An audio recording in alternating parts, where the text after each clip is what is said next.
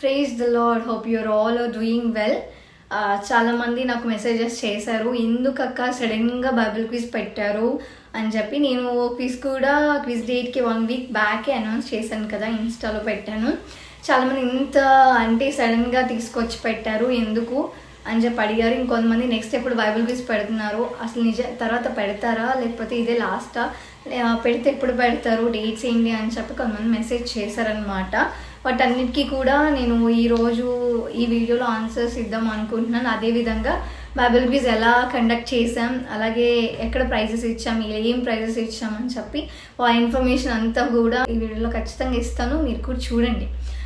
First of all నేను ఎందుకు Bible quiz పెట్టాను అంటే, నేను యాక్చువల్లీ అది అసలు నా ప్లాన్లో లేదు. అంటే నేను కొన్ని దేవుడికి ఏమేమి చేద్దాము, నేను దేవుని కోసం ఏం చేయగలను, ఇతరులను ఎలా నడిపించగలను, లేకపోతే నేనైతే ఒకటి ఎవరినో క్రొత్త వారిని కాదు, కానీ నేను ఫస్ట్ నేను నా లైఫ్లో చూసింది, నాకున్న నా కాలింగ్ బట్టి నేను అనుకున్నది ఏంటంటే, నా గోల్ వచ్చేటప్పటికి మాత్రం మనం చాలామంది చూస్తున్నాం, చాలామంది సువార్త ప్రకటిస్తున్నారు, దేవుని తెలుసుకుంటున్నారు, ఏ దేవుడు అని చెప్పి చాలామందికి తెలుసు. కానీ మన క్రైస్తవుల్లో చాలామంది దేవుని నమ్ముకొని చర్చ్కి వెళ్తూ బైబిల్ చదువుతూ పాటలు పాడుతూ దేవుని గొప్పగా ఆరాధిస్తూ కూడా మరలా లోకంలో పాపంలో పడిపోయే వాళ్ళు, చర్చ్లో ఒకలాగా బయట ఒకలాగా, కొంతమంది చర్చ్లో కూడా తప్పులు చేసి పాపపు చూపులు లేకపోతే పాపపు తలంపులు కలిగిన వారు ఎంతోమంది ఉన్నారు. సో ఫస్ట్ మనందరిలో ఒక మార్పు, ఒక క్రిస్టియన్ అయ్యామంటే ఇంక డెఫినెట్లీ మనం పరలోకం వెళ్ళాలి అన్నంతగా అందరినీ సిద్ధపరచాలన్న థీమ్తో నేను ముందుకు కలిసి నా గోల్ అనమాట. మెయిన్ గోల్ వచ్చేటప్పటికి అది. మనం ఎలా ఉన్నామంటున్నాడు, అలాగూ సిద్ధపడదాం, అలాగే ఇతరులను ఎలా సిద్ధపరచాలి అని చెప్పి నేను కొన్ని రెడీ చేసుకున్నాను, ఏం చేద్దాము, ఎలా వర్షిప్ చేద్దాం ఏంటి అని చెప్పి.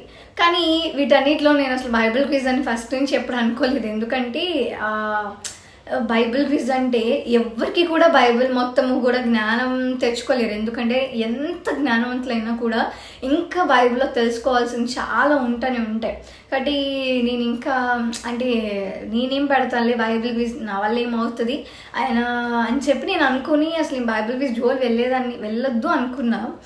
ఏమైందంటే ఒకరోజు నేను నా తమ్ముడిని ఇలా చేసి కాంపిటీషన్కి తీసుకెళ్ళినప్పుడు చాలామంది పేరెంట్స్, దాదాపు అక్కడ ఒక 100 మెంబర్స్ ఉన్నారనమాట. ఏంటంటే మేము అక్కడ రిజిస్ట్రేషన్ ఫీ 1000 కట్టి వెయిట్ చేస్తున్నాం, మార్నింగ్ నుంచి ఈవినింగ్ వరకు ప్లే చేసేవాళ్ళు. మేమంతా కూడా ఒక కూర్చొని పార్కింగ్ ఏరియాలో వెయిట్ చేస్తున్నాం. అక్కడ నాకు చూస్తే పేరెంట్స్కి గాలి లేదు, ఏం లేదు, అంతే కూర్చొని ఎందుకు పిల్లల కోసం వెయిట్ చేస్తున్నారు పొద్దు నుంచి సాయంత్రం దాకా. అప్పుడు నాకు అనిపించింది, లాస్ట్లో గెలిచిన వాళ్ళకి ప్రైజెస్ ఇచ్చారు, వచ్చిన వారు అక్కడ కూర్చున్న వారు చూస్తూ ఉంటే పెట్టింది ఒక చోట అయితే ఎక్కడి నుంచో కొన్ని 100 కిలోమీటర్స్ నుంచి కూడా వచ్చిన వాళ్ళు ఉన్నారు అక్కడ. నాకు వెంటనే థాట్ వచ్చింది, సింగింగ్ కాంపిటీషన్స్ పెడితే ఎక్కడి నుంచో ముందుకు తీసుకెళ్తారు, పుష్ చేస్తారు, డ్యాన్స్ కాంపిటీషన్స్ కంటే ఎంకరేజ్ చేస్తాము, ప్రతి ఒక్కరిని ఎంకరేజ్ చేస్తాం టాలెంట్స్ని బట్టి. మరి బైబిల్ క్విజ్, బైబిల్ నాలెడ్జ్ కూడా ఈ లోకంలో ఎంతో ఇంపార్టెంట్ కదా. ఎందుకు అంటే మనకి ఇక్కడ ఏం యూజ్ అవ్వకపోయినా మనకి ఫస్ట్ అసలు బైబిల్లో ఏముంది అన్న అవగాహన మనకు ఉంటుంది. ఈ రోజులో తప్పుడు బోధలు ఎక్కువ అయ్యాయి, అసలు ఏంటి అని చెప్పి చాలామంది పాపంలో పడిపోవటానికి లేకపోతే దేవుని దూరం అయిపోవడానికి కూడా ఏంటి రీజన్ అంటే మనకి బైబిల్ నాలెడ్జ్ లేకపోవడం వల్ల. ఏ పాస్టర్ ఏది చెప్పినా మనం ఎవరు ఏది చెప్పినా ఈజీగా నమ్మేస్తాం, ఎందుకంటే మనకి బైబిల్ మీద నాలెడ్జ్ లేకపోవడం బట్టి. So Bible knowledge is very important. రేపు పరలోకి వెళ్ళిన తర్వాత కూడా మనకి కొంతమంది భక్తుల పేర్లు కూడా తెలియకపోతే ఎలా అండి. కాబట్టి నేను ఇంకా అప్పుడు అనిపించింది, ప్రతి కాంపిటీషన్కి పేరెంట్స్ ఎంకరేజ్ చేస్తున్నారు, ప్రైజెస్ జరుగుతూ ఉన్నాయి, నేను కూడా ఇంకా బైబిల్ క్విజ్ కూడా పెడితే ఎంత బాగుంటుంది. అప్పుడు కూడా ప్రతి ఒక్క యూత్ అంతా కూడా అక్కడ కనెక్ట్ అవుతూ బైబిల్ నాలెడ్జ్ తెలుసుకుంటూ ఇలా అయితే ఎంత బాగుంటుందని నాకు అక్కడ వచ్చిందనమాట ఆలోచన. ఇంకా ఆ రోజు నైట్ ఇంటికి వచ్చిన తర్వాత నేను నా టీంకి చెప్పాను కాల్లో, సరే పెడదాము, ప్రార్థన చేయండి అని చెప్పి అనుకున్నాను. కానీ ఇంత త్వరగా పెడతాను, నెక్స్ట్ డేని నేను ఇంకా ఇన్స్టాలో అనౌన్స్ చేశాను అనమాట. అప్పుడే ఎడిట్ చేశాను, ఆ పోస్ట్ కూడా నేనే చేశాను, ఆ ఇన్స్టాలో అనౌన్స్ చేసాం, ఆ తర్వాత వాట్సాప్ గ్రూప్స్లో ఇలా అనౌన్స్ చేసేసాం, అయిపోయింది. సరే అని చెప్పి చూస్తే ఏమైందంటే నేను ఒక తప్పు అంటే ఎలా చెప్పచ్చు అంటే నేను ఒక మిస్కాల్కులేషన్ చేశాను. ఏంటంటే ఏది కూడా ఊరికనే వస్తే మనకి దాని వాల్యూ తెలియదు కదా. ఫ్రీగా ఏదన్నా వస్తే దాని వాల్యూ మనకు తెలియదు. అదే కొంచెం మనీ కట్టి చేస్తే మొత్తం దాని వాల్యూ మనకు బాగుంటుంది. అది కాక ఇంకొకటి ఏంటంటే బైబిల్ క్విజ్కి రిజిస్ట్రేషన్ ఫీ 50 పెట్టాం. సో నేనేమనుకున్నా, ఓకే మనీ పే చేస్తాను కాబట్టి నిజంగా ప్రిపేర్ అవ్వాలి, నిజంగా ప్రైజ్ కొట్టాలన్న ఆలోచన కలిగి ఉంటారు అని చెప్పి నేను అనుకున్నాను. కానీ ఏమైందంటే కొంతమంది వాట్సాప్ గ్రూప్కి కనెక్ట్ విత్ గాడ్ ఆఫీస్ నెంబర్కి మెసేజ్ చేశారంట, ఏంటి మీకు చాలా వ్యూస్ వస్తున్నాయి, చాలామంది కొన్ని వేల మంది రిజిస్టర్ అయ్యి ఉంటారు, ఒక 3000 మంది అయినా మీకు నేను డబ్బులు వస్తే ఏం చేస్తున్నారు అని చెప్పి. నేను కావాలంటే ఒకవేళ కుదిరితే ఈ వీడియోలో యాడ్ చేస్తాను. 92 మెంబర్స్ రిజిస్టర్ అయ్యారు. దాంట్లో మనకి మొత్తం 50 పే చేసిన వాళ్ళు జస్ట్ నిజంగా అంటే నిజంగా పరలోకం వెళ్ళి మన దేవుడు ఖచ్చితంగా అన్నీ మనం ఒకవేళ అబద్ధాలు అన్న పరలోకంలో రివైన్ అవుతాయి మనం చేసిన తప్పులు. కానీ నేను నిజం చెప్తున్నా 30 మెంబర్స్, మేబీ 31 or 30 మెంబర్స్ అంతే ఫీ పే చేసిన వాళ్ళు, 50 పే చేసిన వాళ్ళు అంతే. మిగతా అయినా కూడా మనం అందరి నేమ్స్ రాసాం. రిజిస్టర్ ఎవరైతే అయ్యారో బైబిల్ క్విజ్లో పార్టిసిపేట్ చేస్తాం అని ఎవరైతే ఇంట్రెస్ట్గా చెప్పారో వాళ్ళందరికీ కూడా మనం క్విజ్ కండక్ట్ చేయడం జరిగింది. రిజిస్టర్ అయిన ప్రతి ఒక్కరికి కూడా వాళ్ళు 50 పే చేసినా చేయకపోయినా క్విజ్ అయితే కండక్ట్ చేసాం మనం ఆ రోజు, క్విజ్ పెట్టిన రోజు. ఇంకా అలా అయిపోయింది. కానీ నాకు చాలా అనిపించింది అనమాట, ఏంటి ఇలా నెగిటివ్ అయిపోయింది, లేదు ఏంటి ఇదంతా అని చెప్పి. కానీ ఇట్స్ ఓకే, ఒకవేళ మిగిలిన కూడా అవి వాడేది మన దేవునికే, ఒకవేళ తక్కువైనా మన దేవునికి కాబట్టి ఎంతని పెట్టడానికి మనం ముందుకు వెళ్తాం.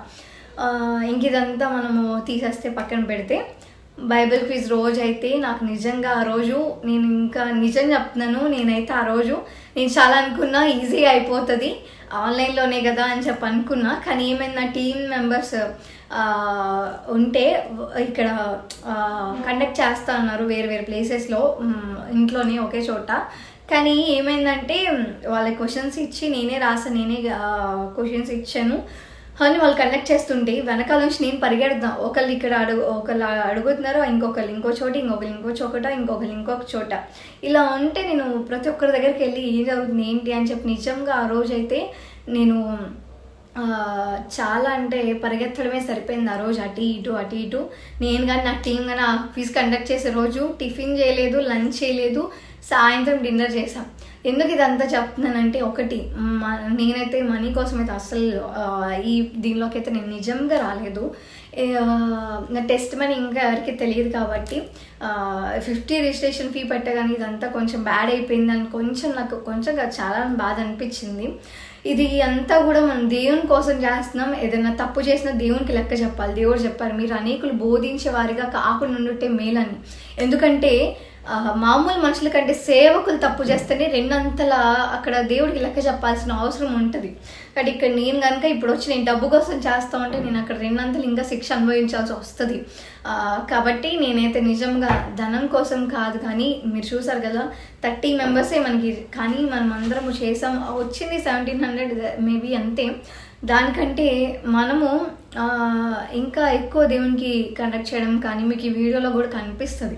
బైబిల్ క్విజ్ మళ్ళీ చేస్తారా అంటే డెఫినెట్లీ ఒకసారి ఆన్లైన్ బైబిల్ క్విజ్ అయితే డెఫినెట్లీ నెక్స్ట్ ఒక 2-3 మంత్స్లో మళ్ళీ ఇంకొకటి ప్లాన్ చేద్దాం అనుకుంటున్నాము. ఈసారి నుంచి ఏంటంటే టాపిక్స్, ఒక్కొక్క టాపిక్ తీసుకుందాం అనుకుంటున్నాం. ఆ టాపిక్కి నేనే దాని గురించి ఎక్స్ప్లెయిన్ చేసి యూట్యూబ్లో కానీ లేదా జూమ్ కాల్లో లేదా ఎక్కడో ఒక చోట వీడియో అయితే తీసి నేను మీకు ఎక్స్ప్లెయిన్ చేసి ఆ టాపిక్స్ మీదని క్వశ్చన్స్ ఉంటాయన్నమాట. మీకు కండక్ట్ చేయాలని చెప్పి అనుకుంటున్నాము. మీరు కూడా ప్రార్థనలు పెట్టండి, అందరూ కూడా ప్రార్థన చేయండి. ఇంకొకటి ఏంటంటే ఖచ్చితంగా మనం అందరము కూడా బైబిల్ నాలెడ్జ్ తెలుసుకోవాలి, దేవుళ్ళు ఎదగాలి. ఆరాధన ఎంత ఇంపార్టెంటో వాక్యం అంత ఇంపార్టెంట్, వాక్యం ఎంత ఇంపార్టెంటో చదవడం ఎంత ఇంపార్టెంటో దాన్ని అనుసారంగా మనం జీవించడం కూడా అంత ఇంపార్టెంట్. కాబట్టి ఇవన్నీ కూడా మనం చేసే ఒక గొప్ప యవనస్తులుగా క్రైస్తవులందరూ కూడా యవనస్తులు, అబ్బా క్రైస్తవులు అంటే చాలు వాళ్ళు ఇంకా పర్ఫెక్ట్, వాళ్ళు తప్పు చేయరు పాపం చేయరు అనే ఒక విధముగా మనం అందరం మారాలి. ఆ మార్పు మన నుండి ఫస్ట్ స్టార్ట్ అవ్వాలి. ఎవరో మారటం కాదు, కానీ మన నుండి ఫస్ట్ స్టార్ట్ అవ్వాలి. కాబట్టి నేనైతే అది నేను థీమ్ పెట్టుకొని ఫస్ట్ నేను మారాక ఇతరులకు చెప్పాలని నేను ట్రై చేసి నేను అలాగే నా లైఫ్లో మార్పు వచ్చాక నేను ఇతరులకు చెప్పడం స్టార్ట్ చేశాను.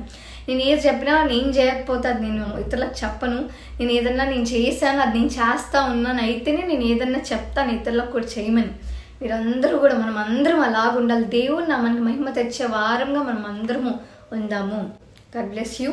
ఇక ఈ వీడియోలో మీకు మిగతా అసలు ఆ రోజు ఏం జరిగింది, తర్వాత ప్రైజెస్ మేము టాప్ 20 సెలెక్ట్ చేసాం. క్విజ్ అందరికీ కండక్ట్ చేశాక మేము దాదాపు కౌంట్ చేస్తే వచ్చిన మెంబర్స్కి ఒక 4 అవర్స్లో అయిపోయేది క్విజ్. మాకు 6-7 అవర్స్ పట్టింది. ఆ క్విజ్ అయిపోయిన తర్వాత మేము 12-20 అని చెప్పాం కదా, సెలెక్ట్ చేసాం. వాళ్ళందరికీ కాల్స్ చేసాము. కాకపోతే ఏంటంటే అందరూ మేము ఎక్కడ ఉన్నాము అని చెప్పి రాలేము అని చెప్పారంట. ఓకే, కొంతమంది వస్తామని చెప్పారు. సరే టాప్ 10 అన్న వస్తున్నారు కదా అనుకున్నాము. సరే టాప్ 10 వస్తున్నారు అని చెప్పేసి నేను చూస్తే మనకు ఆ రోజు అయితే వచ్చింది ఇంకా తక్కువ మంది వచ్చారు. వస్తామని చెప్పిన వాళ్ళు కూడా రాలేదు.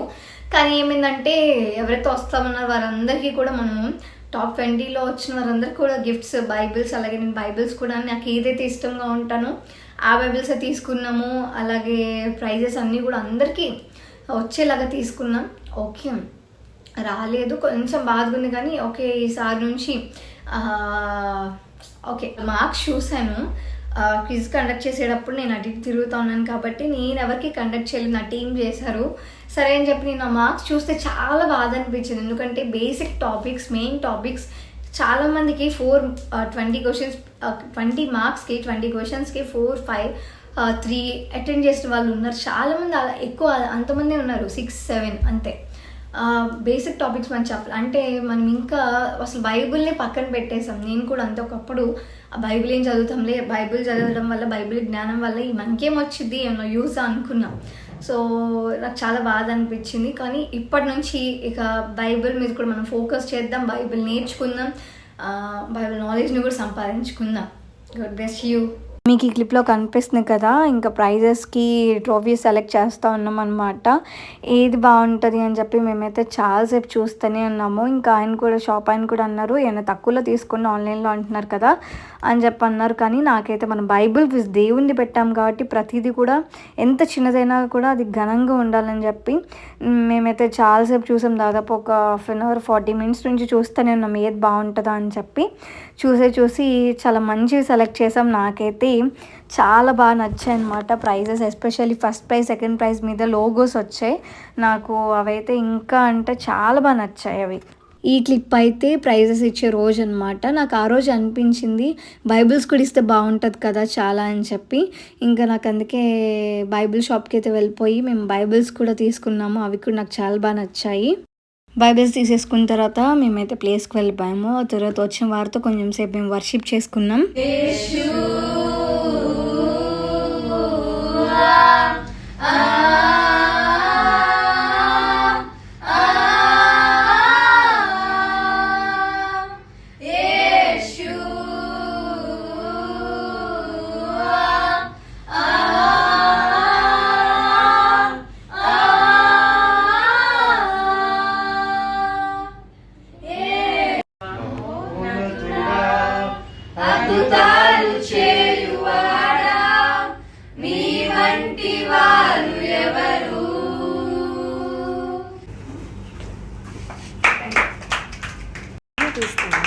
అయితే చేయలేదు.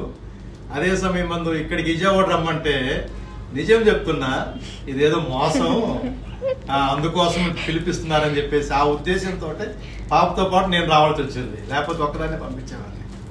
అయితే ఇక్కడికి వచ్చి చూసిన తర్వాత ఈ ఆత్మీయత, దేవుణ్ణి ఆరాధించటము చాలా హ్యాపీగా ఉంది.